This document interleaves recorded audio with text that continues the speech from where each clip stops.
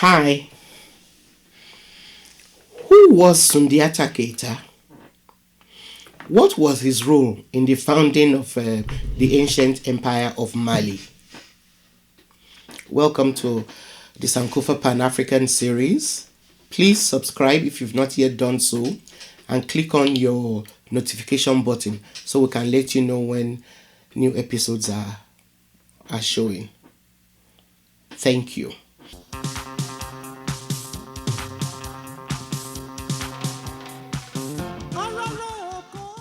Now, Mali was established by the Mandinka, also known as Mandingo, a more popular name for the ethnic group, I believe, since Kunta Kinte described himself as one in the major drama series Roots, written by Alex Haley, about his family.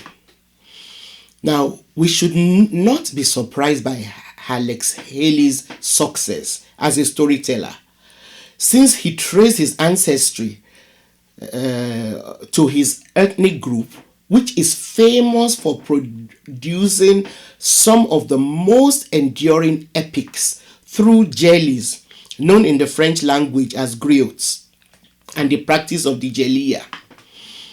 The story of the evolution of the empire of Mali, which overtook Ghana, is very interesting and is often conflated with the stories of its two most famous rulers, Sundiata Keita and Mansa Musa Keita, whose stories have been left as epics woven together and preserved through oral and recently written traditions. According to his own epic, Sundiata Keita's father was a handsome ruler of the Mandinka who married an equally beautiful wife who bore him a son, Dankaran Tumani Keita. However, a soothsayer who visited this king's court predicted that if he married an ugly woman, she would bear him a son who would one day become a very mighty king. Subsequently, he was presented with a hunchbacked woman by some hunters. Although this woman who was presented was not nearly as beautiful as the bride he already had, he married her in the hope of fulfilling the prophecy. Unfortunately, when she gave birth to a son, Sundiata, he was unable to walk. Still, hopeful that the prediction would be somehow fulfilled, the king tried to raise his crippled son without prejudice. Unfortunately, after the king died, his first son, Dankaran Tumani Keita, became king, but he was not accommodating of his disabled half-brother.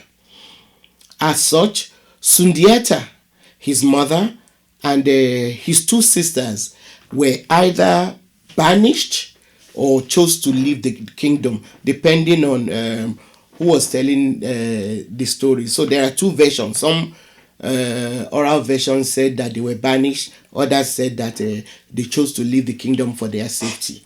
Anyway, they moved to a neighboring kingdom where Sundiata, who could only walk with the use of a walking stick made out of a baobab branch, miraculously gained use of his legs. He then trained with the best warrior of that kingdom till he became such a formidable fighter. His prowess made him so good, so indispensable as a warrior, that his host kingdom chose to make him the heir to their throne. However, in fulfillment of his destiny, the burgeoning Mali, Mali had started growing, but into a kingdom, sent for him after his half brother Donarang Tumani Keita took flight when the Mandinka were attacked and overcome by a marauding group which had already captured some kingdoms from the Ghana Empire. Some sources identify this group as the Almoravids, but others just identify them as a group of people who were capturing people in order to convert them to Islam. Sundiata then strategically entered into an alliance with other small kingdoms, who then enthroned him as the first Mansa of the collective kingdoms. Now, of course, Mansa means emperor, ruler, a king, and all of that. He succeeded in organizing this motley lot into a cohesive unit under the first bara or assembly of nobles and minor kings of the emerging empire. So some form of democracy, I think we can start seeing started developing, because he did not rule as an absolute king. He formed this assembly of nobles who were made up of kings of other smaller empires, and then he then presented them with a set of rules and regulations for administering the domain at his coronation.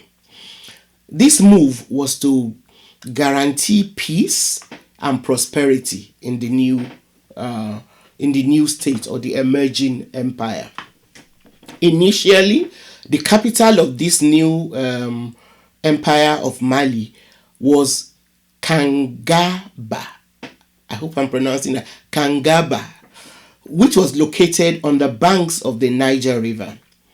Sundiata's ascension as a Mansa was in 1230, and as he went on to expand the handful of kingdoms into a formidable empire, he moved the capital to Niani. After overtaking Ghana, he quickly took control of the gold trade, which Ghana had been famous for, and started improving agriculture by turning many of the soldiers in his army into farmers. They cultivated fertile land, which therefore produced plentiful harvests of grains, peanuts, and other food crops, as well as cotton. At his death in 1255, Sundiata was succeeded by his son, who was also followed by a number of other less remarkable emperors until 1307, when another great ruler, Musa Keita, ascended the throne. As you will see if you watch our episode on Mansa Musa, this extraordinary ruler of Mali is believed by modern economists to have been the wealthiest person who ever lived, even when compared to today's standards. So, according to some accounts, Musa Keita became Mansa when he ascended to the throne after his uncle, Abubakar Keita II. He was initially appointed to deputize for Abubakar Keita during his absence.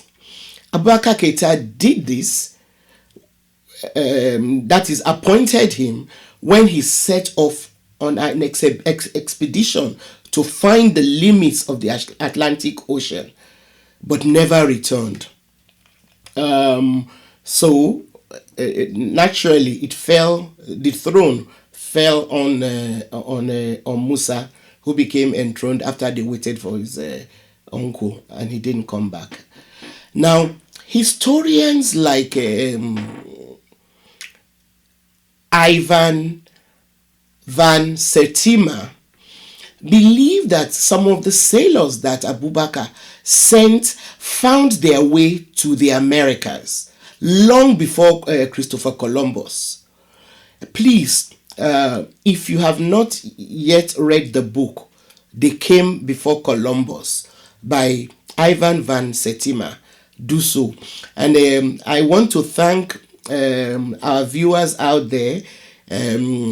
Some of them have actually posted in the comment section and have recommended this book. So please make the time to look for the book. They Came Before Columbus by Ivan van Sertima. Now, Mansa Musa was a man of many interests and talents. And over a reign of about 25 years, he consolidated the wealth of the empire and left his mark in many areas, such as education. He was a patron of the arts and sciences. Although he adhered to the Muslim faith and tried to get as many of his citizens as he could to follow in his footsteps, he was pragmatic and open-minded enough to allow them their freedom of religion. Now, one of the most famous accounts of his reign illustrates the wealth of Mali as an empire and Mansa Musa's personal wealth. There are several accounts of his pilgrimage to Mecca. He made that pilgrimage in 1324. And apart from his wife, Inari Kunati, some accounts assert that he had over 60,000 men and women accompany him on this spectacular journey through the desert. John G. Jackson reports that in order to finance this trip, several camels were laden with 300 pounds of gold each. He was accompanied by a very efficient commissary department and several cooks. Jackson further illustrates this emperor's wealth by the impact that his presence made in Cairo, which was in Egypt, where he stopped on his way to and back from Mecca.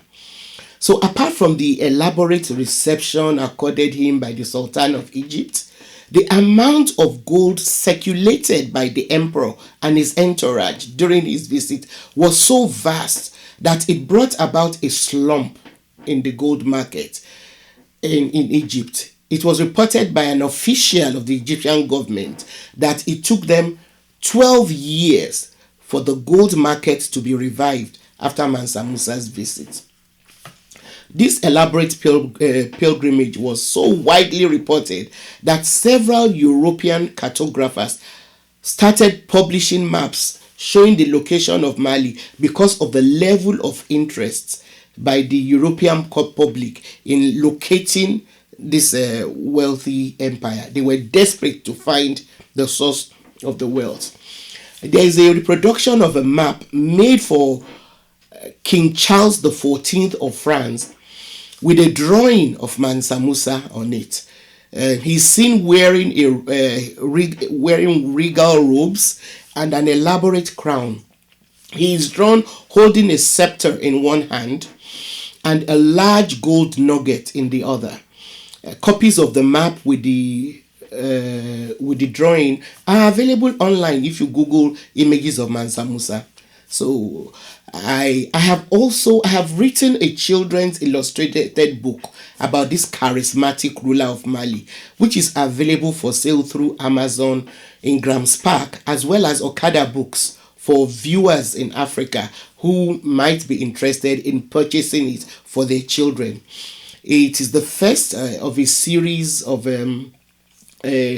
children's illustrated books that we're working on to make our history accessible to our children from a very early age. Thank you very much for watching. We'll continue with the history of Mali in the next episode. Please continue to engage with our community and send your questions.